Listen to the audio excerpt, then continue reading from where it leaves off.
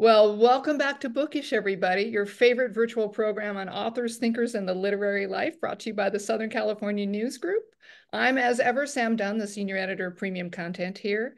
You know, we are supporters of great storytelling, no matter what form it takes, and that's why the Southern California News Group is proud to be the media sponsor of the new Orange Film Festival, happening in Orange County, April 20th at the Frida Theater in Santa Ana. So definitely check that out, please, people.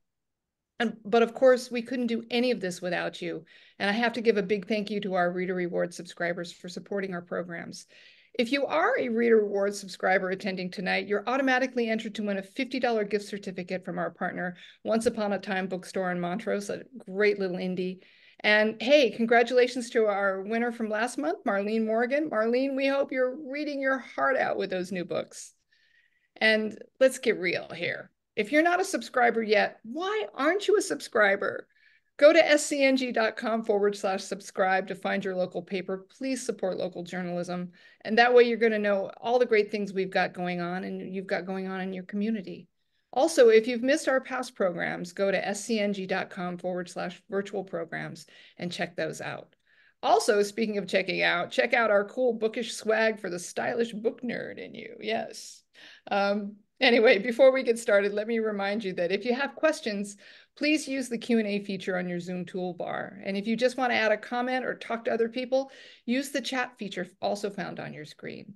And don't worry if you've got to get up and get a cup of coffee or whatever, or at this hour, a glass of wine. You're not going to miss anything because a link to the program is going to be sent to you later.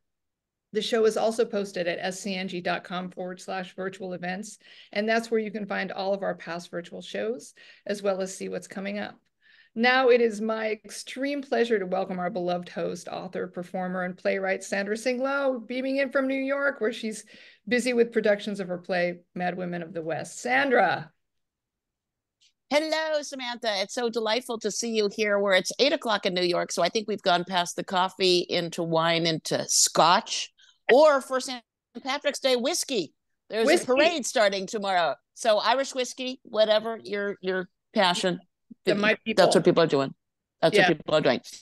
So, and even though I'm coming from here, it always makes me so nostalgic to zoom in with Bookish, because we have today we're opening with a couple of real California favorites. Yes. A Northern California favorite and Southern California favorite in two slightly different ways. So I'm pretty excited about talking about these great books. It's going to be great. Well, I'm going to let you get to it. I'm going to get out of here and I'll see you later if we have any questions. Fantastic. All right. First up, we have Scott Herhold, which will be a familiar name to many of you. He is a former columnist, longtime columnist, I believe 40 years, and we'll talk about that, for the San Jose Mercury News. And he has been a reporter and editor covering crime, history, and politics, which all come up in his fantastic new book. He lives in San Jose with his wife, and this is about the Arliss Perry murder. It's a real murder that happened in 1977. We'll talk about that as he comes forth. His fantastic new book, it's a real page-turner, is Murder Under God's Eye, The Nightmare Killing in Stanford's Church. If that title alone doesn't entice you, meet Scott. Welcome, Scott. Hi, how are you? Thanks. Hello. You look awfully friendly for somebody who's written a book that really takes us back to such a dark time. But for those of you, many of our viewers do know you because the Bay Area newspapers Bang is part of this group. But if you could take us back to November 2017, where you retire after 40 years at the San Jose Mercury News, and you begin in your retirement. Some people guard it, but no, you began on this book. Can you just set the scene for us at that time when you start writing this? Sure. I had followed this murder actually for the whole time I was at the Mercury News. It occurred in 74. I came to the Mercury News in 77, and from time to time we do stories about unsolved murders, and this was always at the top of the list. And I swore to myself that if they ever got close to solving this thing, I was going to take a leave from my day job and write a book. Well, my timing was pretty good. I retired in 17, and by mid 18, they had proclaimed that they had solved it.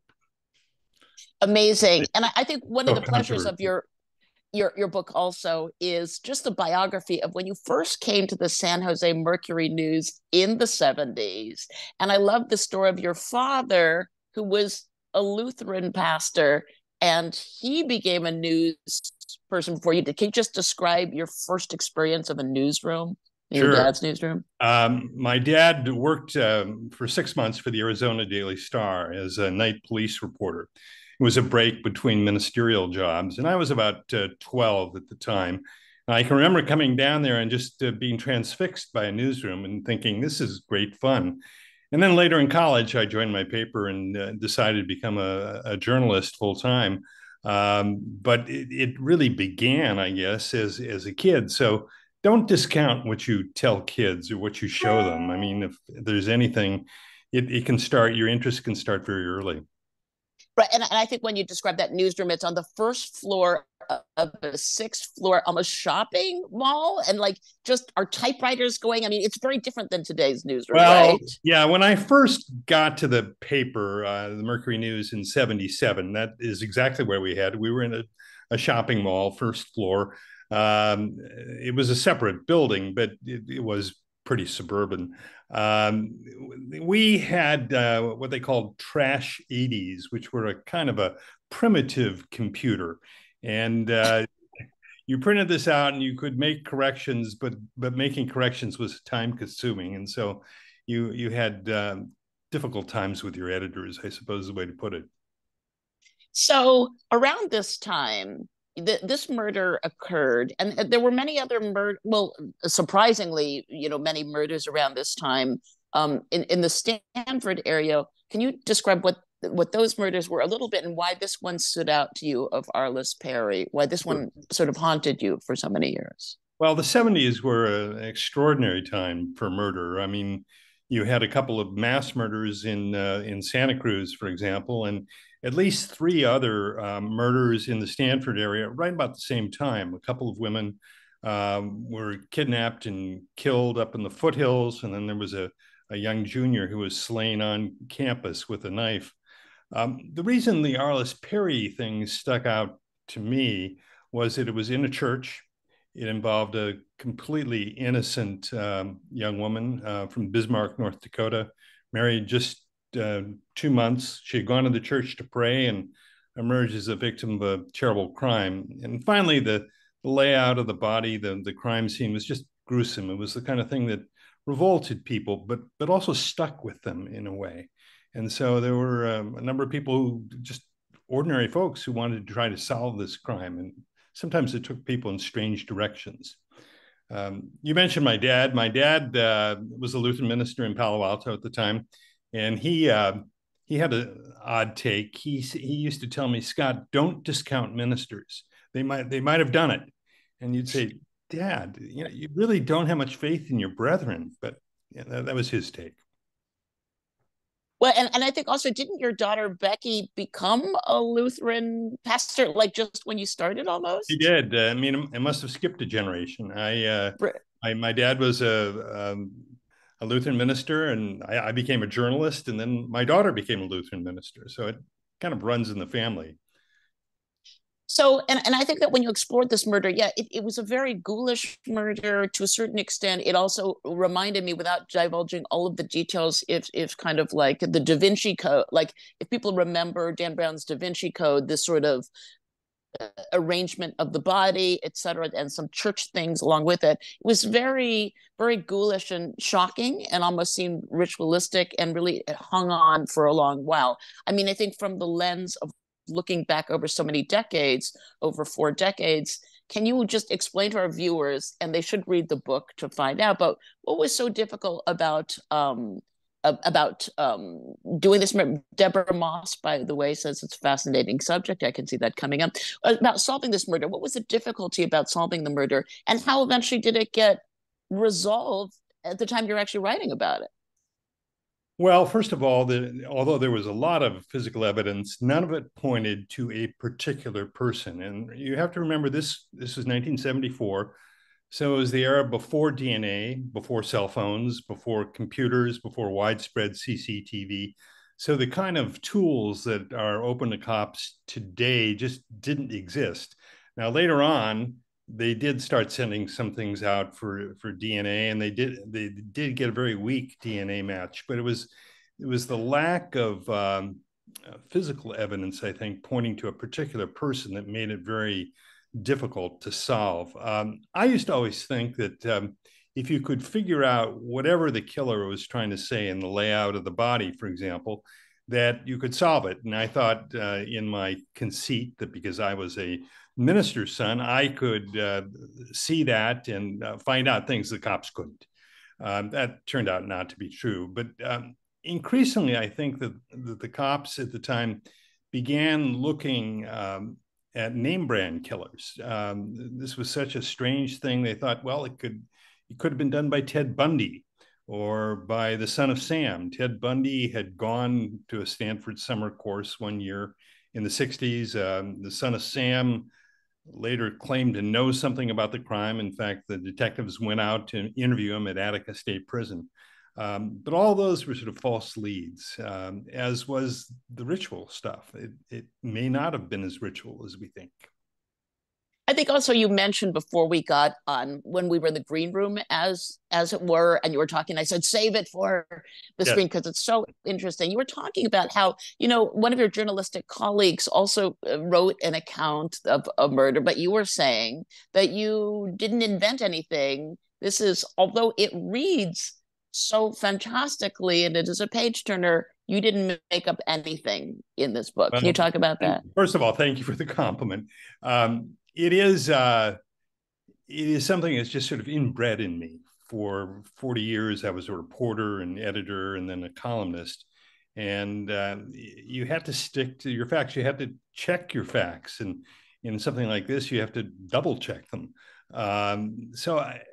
I've read books, and I'm sure we all have, that are based on a real life story or even claim to be the real story. And you get into them and you realize there's dialogue from the bad guys. And you sort of wonder, well, how did you get that? Did you have a tape recorder when you were talking to these folks? And they didn't. They made it up. And I just couldn't go there. I had to base everything either on court records or my own interviews, what I knew to be true. And probably that limits me in a sense that I can't completely tell you what the motive for this killing is.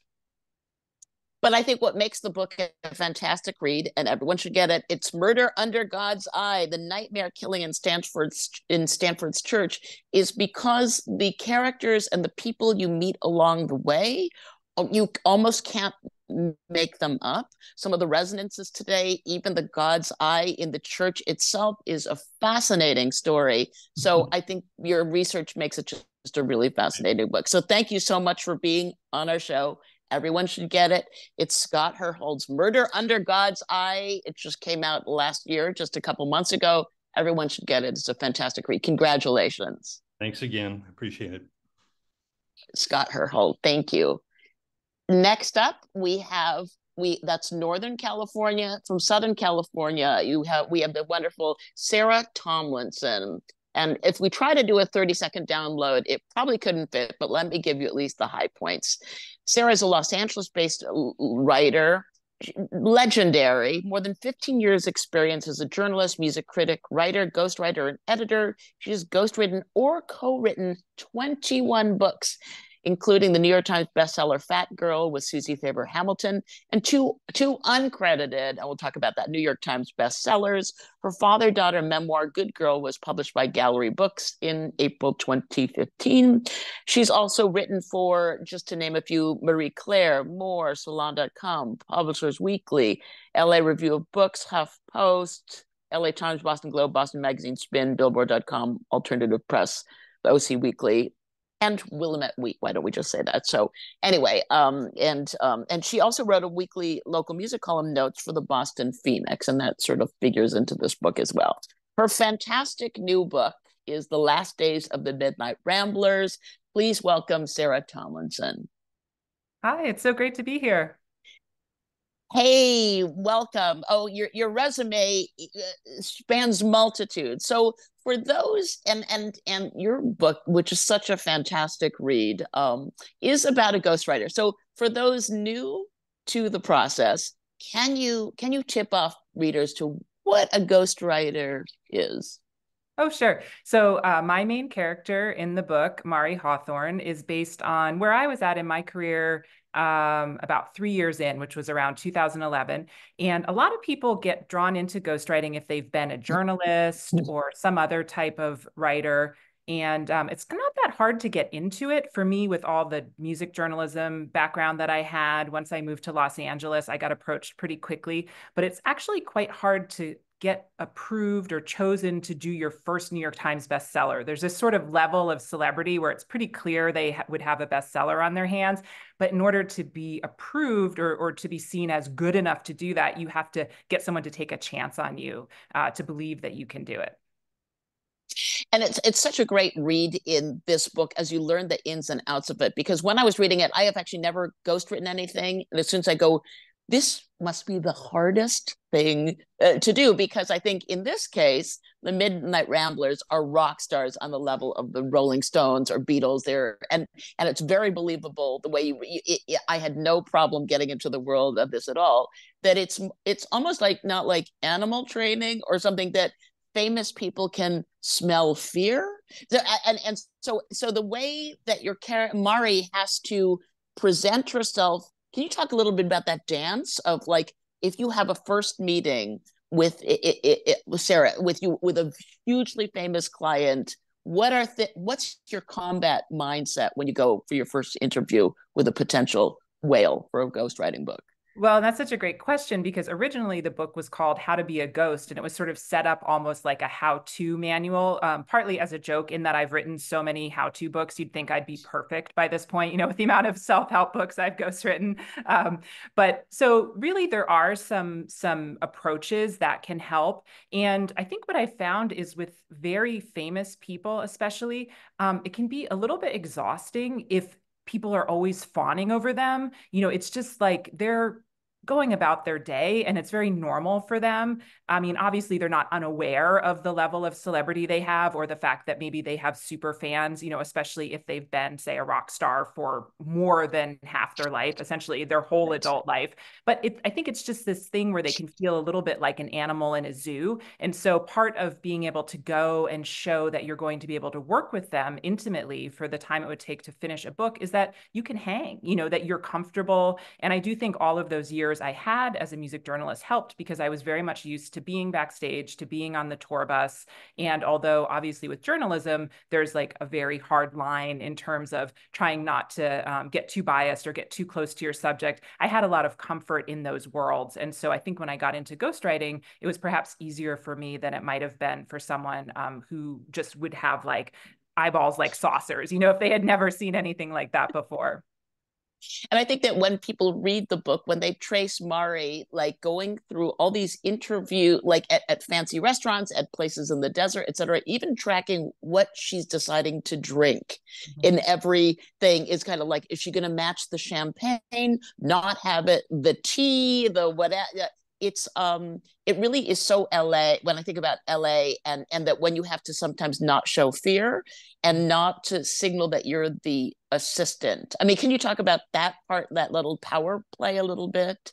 Oh, sure. And so this is one of the notes that Mari has when she's explaining, or it's not really Mari, it's the narrator of the book who's has a point of view that's very close to Mari's. But one of the tricks is that you are working technically for the celebrity, or what they call the author in the contract. So the celebrity is the author of the book and the ghostwriter is the writer of the book, but you are not their assistant. You're not their manager. You're not on their team. And you are technically below them in the pecking order, obviously, but you need to show that you're a professional, you've earned your rate, and also you've earned your place at the table. And so that is where some of the ordering comes in. Mari does not want to seem unprofessional. So she has this rule about not drinking alcohol before a certain hour in the day, but she does want to have a very special order that shows that she's specific. She has her tea and then she has her like almond milk steam, just to show, she's here as well.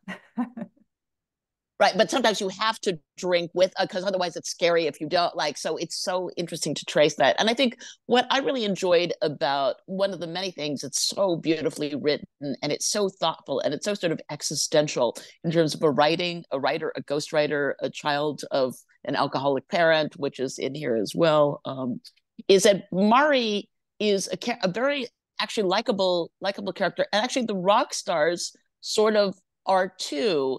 And I think it's sort of your philosophy about and maybe you could talk a little bit about, rock stars, and we kind of think of them maybe as, cliches or whatever, but I think what you write about and what Mari sees in them is so interesting, and that I think that you have respect for rock stars and celebrities. Can you just describe your take on that a little bit? Or Yeah. or Mari's or what? Of course. Well, and it was actually one of the things that surprised me the most in the writing, because a lot of the tips that were more surface about what you order or how you dress, of course, came very easily because I just thought of all the meetings I had gone to, like the meeting at the Polo Lounge, which the opening scene is based on, which I definitely, went through when I was trying to land my first New York Times bestseller, which it actually happened. And that was my first New York Times bestseller, just like well, I won't give away any spoilers, but let's just say that's where the book opens for Mari. But then as I was getting deeper into what really drives her as a ghostwriter and makes her so good at her job and so passionate about it, in order for you to really root for her for the whole book, one of the things that surprised me the most was she has this revelation that she feels unconditional love for all of her clients. And I thought about that. I said, well, that must come from somewhere. Is that true of me? And I really think it is. And it was important for me because when I tell someone, say at a cocktail party or a writer's conference, that I'm a ghostwriter, people are just fascinated. And they're really fascinated by the intimacy of the job and by celebrities. But often there's sort of a little bit of a backlash almost against celebrity, like, oh, well, they must be sort of dumb, or they just are off playing golf or flying in their jet, or, you do all the work and they get all the credit. And of course, that's not true at all. Everyone I've worked with has been extremely talented at what they do, whether that is entertainment, music, business, sport. Often they're very charismatic. Often they've really fought their way from some very difficult childhood or something that gave them the drive to get out there and to achieve what they have. And so that was part of what I wanted to put across in the book. And also, I really thought about the characters that Mari was going to be ghostwriting for. In fact, that was sort of one of the first things I had to decide. I knew she was a ghostwriter, but it was like, well, whose memoir is she going to write? And I wanted her to write for someone who could teach her about how to live an exceptional life. Not that she's trying to be a rock star or even like a published, successful, famous writer herself. But I really thought back to figures like Keith Richards, like his longtime wife, Anita Pallenberg, Mick Jagger, his longtime paramour, Marianne Faithfull. And I do think that they were a part of creating this rock and roll pop culture that has become so ubiquitous now. But when you think about those guys wearing black eyeliner or, traveling to South America to take LSD and look for UFOs, I mean, that was a really new way to be famous at that time and to use your access and to use your money. And so they're doing interesting things. They're thinking in fresh ways. And so that was really important to me, that they would teach Mari something, and that through her, the reader would then hopefully learn something a little bit thoughtful about, well, what does it mean? If you could do anything in the world, what would you do? Yeah, it was a fascinating world to be in. And I think the character of Anka, who is not a groupie, right, but a muse, that she's such an interesting and compassionate character who, and I think you talked about or Mari looks beautiful people that are just relaxed in being beautiful, and that her journey is not a cliche. I think sometimes when we think of, LA celebrities, like cliches is, right, like you said, they don't do anything. Their assistants do it for them. They pose for one shot and that's it. And I think that the story with ghostwriting is so interesting because Mari or Sarah, in whatever, is like, you have to sort of, that person, the ghostwriter, has to charm the celebrity in terms of not just telling the cliche stories of when they won, and then their vegan taco recipes, right, and then their philosophy in life, but when they fell, like what makes the stories interesting and hence readable. And I think maybe you can talk about it a little bit. The book talks about is how the ghostwriter listens or like almost snake charms the celebrity in terms of sharing what they might not want to. Can you talk about that a little bit? Yeah, of course. It's a great question. And it's something I've been really candid about, in part because I did write a memoir, Good Girl, which is about my relationship or attempt to have a relationship with my father, who unfortunately struggled with gambling addiction for most of his adult life and narcissism. And so I do think that that was partly what gave me that snake charmer quality, if I can say that I possess it at all. And I think a lot of children of addicts or children of narcissists, unfortunately, have learned to just be incredible listeners in order to keep themselves safe, and also to really get the attention of a parent who is divided for some reason. There's something else that is unfortunately more important than the family unit or the child. And so I do feel like that was an important part of my story as a writer, and it is what made me well suited to the job. And I'm not in any way saying that celebrities are narcissists. I think that's a lazy assessment. I'm sure there are some that are, but it's really about again, like being able to almost infer someone else's needs before your own, or their emotions before your own. And I do think it's something that's more even than just being a good journalist. And it's so interesting. I'll just quickly say that I was interviewed by The Hollywood Reporter in this piece where they took us all out, and the goal was to get us drunk. It was myself and Neil Strauss and Hillary Lifton and a few other very successful, very well-established ghostwriters. And of course, there's not enough alcohol in the world. And about partway through, the Joel Stein from The Hollywood Reporter, who's a lovely guy and great writer and reporter, realized that we had all signed NDAs. And so again, it wasn't going to happen. But I did mention something about being the child of a narcissist, and Neil Strauss is sitting next to me, and he said, oh, actually, I also was the child of a narcissist. And someone else at the table said that as well. And it was so fascinating to me, because I certainly wouldn't have asked anyone to reveal something so personal about themselves unless they felt moved to. But here we were, at least being called by The Hollywood Reporter, 6 of like the top ghostwriters in the business. And almost half of us had that distinction, that we had been the child of a narcissist parent. So it's interesting. Oh, I think it's fascinating. And that is am I freezing? You are freezing. I'm not sure if you're freezing for everyone, but you were for me. Hi, you're back. Back in real time. Am I back? Yes. Okay, that happened for a moment. So I think that's fascinating. And the coming of age story that is told is also very it's actually heartwarming. And that Mari learns, in terms of her own family relationships, it's really beautifully done in the book, and it's really quite fantastic. And it's a great read. Thank you. So, and in case I freeze, you can talk. This is the last question. What's next for you? What books are you writing? What projects are you writing next? And I know it's a slew of projects.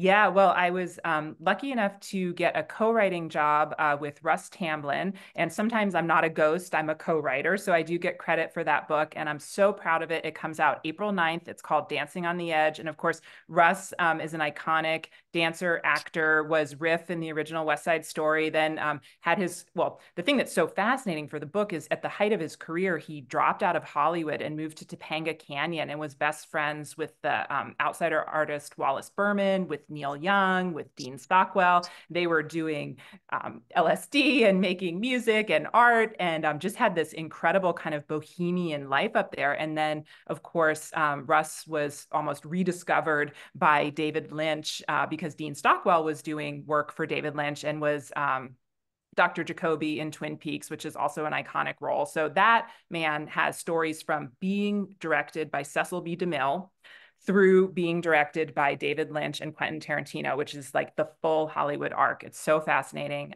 So again, April 9th, very proud of that. And then I was fortunate enough to actually sell a second book to Flatiron. So I'm working with my excellent editor, Zach Wagman, on another mystery. It's called Occupancy, and it's set at an Airbnb. I happen to have an Airbnb, and it's a fascinating culture. I love it. It is a community. It has changed the way we travel, but because of the online component, you don't always know who is on the other side of that profile. And so it's a good setting for a mystery, if I say so myself. Northern California Airbnb. Oh, it's going to be fantastic, like this book as well. So thank you so much. It's really a fantastic book. It's a great read in every way. But yes, both as a book, it's also really fun to read. It really is a great poolside book as well. or by the Fireside book. So anyway, thank you so much. It is Sarah's fantastic new novel is Last Days of the Midnight Ramblers. And we look forward to the book coming up in April also. Oh, thanks so much. It was great speaking with you. Thanks, Great. Sam. Yes. Bye. Thank you, Sarah. And I just have to give a little shout out if you love that conversation. We actually did Sarah and I did an interview that ran in our newspapers. I put the link in the chat. You can look that up as well to continue learning about this fascinating book and this fascinating writer. So anyway, thanks, Sandra. Thank you. And now I'm going to listen to what's coming up with Noteworthy. I'm going to take myself up. I just wanted to say, we've been talking about new books, but Noteworthy is our third, well, you'll see, it's our chance to look back at some great books that have happened in the past year. So I had a conversation with our books editor, Eric Peterson, about that. Julie, let's roll the tape. Yay. So hi, amigo. Hi, Eric. Thanks for joining us. Thank you for having me on. I really appreciate it. Well, we always have you on because you always talk about the book's coverage. But today I wanted to talk about our Noteworthy salutes that is unique to us. It's dropping at the end of the month, as it always does in our Books and Arts issue for our premium magazine. Julie, there's a slide there. Yeah, thank you. So this hits at the end of the month, but before it hits to readers, I wanted to talk about why we do Noteworthy and how it's maybe different than some of the other awards. I mean, there are lots of book awards, there are lots of celebration of literature throughout Southern California and throughout the country, but ours is kind of unique. And I wondered if you could talk a little bit about our philosophy. Thank you. I would be happy to. Yes, I mean there are a lot of book awards and probably not enough, but there's a lot. But what we do, and you and I have talked about this, and it's good to share with everybody else. We're not looking to rank books or put them in competition, like it's a sporting event, because you just can't. And even the idea of saying something is the best book or even 10 best books is not really fair, because we literally could read all year long and not get through a single week's worth of books published in this country. And we read all year long, and that's exactly what happens with both of us. So what we do with Noteworthy is we are looking at the books that we've covered by Southern California or LA or Inland Empire or Orange County authors, or books that are based here, things that have a connection to our readers. And what we're really looking to do is highlight books and authors that are quality, that are about things that you care about, that you recognize, or that are new to you. This isn't designed to be, cozy and never challenge you. Some of the books are really great and interesting. They're all great. And that's why we picked them. But we're not ranking them. They're not 1 through 10. They're just 10 that we think that you would like. And you may go through the list and go, that one sounds more compelling to me than this other one. That's great, because they're all quality. And that's the whole point of this, is to celebrate the rich landscape that we have here. There's so many talented people working here. And as you know, Sam, oftentimes publishing focuses on what happens in New York. That's where all the publishers are. It's not where all the publishers are, but it's people often think that. But there's that's the stereotype in literature. That's what has been the stereotype for decades, but it's not necessarily true. I'm sorry. Go ahead. No. I'm glad that I didn't mean to monologue there like a supervillain, or did I? But what I just really, really feel passionate about this, and I love what we do. I love that we have book coverage every single week. As you know, all you have to do is, you hear about it all the time, that there are book sections getting cut, and we're bringing it every week. And every week, I can tell you, I feel like we've got the best stuff out there, and that we're bringing you great books to look at, authors that you want to know about, and really just quality stuff, and written well. So I hope you're getting a lot out of it, and I hope that when you see the 10 people that we wanted to highlight, that you're going to just be thrilled. That's what I hope. I know that I just want to add a few things to that villain monologue, which was fabulous. Thank you so much. These books are really books that engendered conversation, not only regionally, but throughout the nation. Many of them were critically acclaimed, not all of them, but they certainly all were provocative in some level, at some level, and pushed the conversation forward, which we love about them. And also just about our coverage, you're being a little modest, my dear, because not only do you edit this wonderful section that goes to all of our newspapers, but you also do the Book Pages newsletter, which comes out every week, which is another just additional conversation about books and literary culture that I think is fabulous and necessary. And then, of course, our humble offering here at Bookish once a month, which continues the conversation. So I'm very proud of what we do. And also, just for the readers, if you missed Noteworthy last year or the year before, it's a great, these are great lists to go back to for your book club, for whatever reading you want to do, because guaranteed you're going to have now 30 books that will intrigue and provoke and entertain you, for sure. Anyway, so let's preview a couple of the books that we've got coming up. Not all of them, we've got 10, but what would you like to talk about first? Absolutely. So I'm not going to show you all of my 10. I'll put them out of the way. I almost showed them, but again, I will start with Blackouts by Justin Torres. I don't know if you have read it yet. All of those of you out there, it won the National Book Award. We also have a great story about it, and an interview with Justin that Michael Schaub wrote for us, which was fantastic. And in it, Justin, he told Michael this story that I just feel like you need to hear, which is that he had been working on a different book. It was similar. It was a precursor to this, and he lost it. And he lost the computer, right? He lost yes, and he needed to start over again. And what he started over again with became this book, and it is fantastic. I'm not even going to try to encapsulate everything, but it's really wonderful. It's a book that absolutely grabbed me.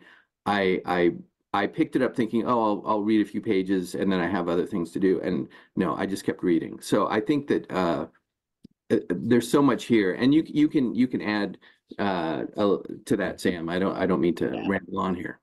Yeah, no, I mean, Justin Torres's first book, I think you and I were talking about this earlier. Justin Torres's first book, We the Animals, his debut novel, was an amazing literary feat. And if he just stopped there, he would have been just fine. But the innovative approach using graphics and history and what he does with this book, Blackouts, as well as his exquisite, felicitous use of the English language, it's really something. And also the fact that it just occurred to me, we've been able to have, I think, National Book Award winners all 3 years.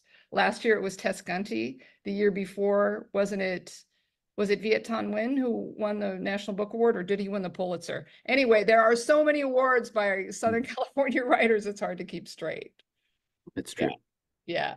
Well, the one that I want to call out is one that didn't get any national award recognition, but was really important in a social conversation, I think, and that's Mona Gable's Searching for Savannah. This is a book that really brought important attention to a national issue of violence against Native American women. And what Mona did was look at one particularly heinous murder of a young woman and kind of extrapolate out from that what it means for violence against all of the Native American women in the nation. And when you look at the statistics, it's just horrific. And the fact that she brought such a beautiful narrative to such a heinous subject, I thought was really noteworthy. So that's also in our lineup. And I remember when you first encountered that book, and you could not stop talking about it. So I think it's one we're really happy to have in the mix here and to bring to you guys. Yeah, it's one that really edifies and enlightens you. You know, it opens you up to something that you might not otherwise know about or pay attention to, and that's what great literature does in every sense. All right. Well, listen, for the other 8, you've got to pick up our premium magazine, and also you're going to find that online after it drops March 31st. So anyway, thanks, Eric. What have we got coming up in the newspaper in the next week? In the newspaper, we've got some great stuff coming. We've got Tommy Orange talking about his new book. Oh, fantastic. We have an Another interview. Pulitzer Prize winner, you guys. For those of you who don't know Tommy Orange, he's a fabulous writer. Anyway. Yes, and that's a terrific piece. We've got an interview coming with Percival Everett, and that's going to be in the next week or two. That he and I just spoke, and we had a great conversation. And a whole lot more. I'm laughing because I can't pick amidst all the really good stuff that we have coming. So I hope that you'll look. Sam was nice enough to mention the book pages. It's free. It comes to your inbox. I also post it online. You can read it. This week I spoke to someone who has a really terrific story about a writer who worked basically in secret for 50 years. And you didn't say 15, you said 50. All 50, right. 50. And it's terrific. And and once I finish writing it, you'll enjoy reading. But I'm currently working. It's a really terrific story. I hope you'll check it out. All right. Well, I can't wait. I'll let you get back to work. Thanks, Eric. Thanks for joining us as always, and have a great week. Bye. Well, that's it, everybody. Thanks for joining us tonight, and thanks to Sarah, and thanks to Scott, and always thanks to Sandra, and also our production manager, the Oz behind the curtain, Julie Corlett. Thank you so much, Julie. We hope you guys have enjoyed tonight's conversation. Join us again for next month for more surprises on Bookish, and also check out our other virtual programs coming up this month too. If you'd like to share your thoughts from today, or if you have additional questions, please email us at events@scng.com. And if you want to give me suggestions on the show directly, reach me at sdunn@scng.com. Have a great night, everybody. And hopefully we'll see you next time. Bye.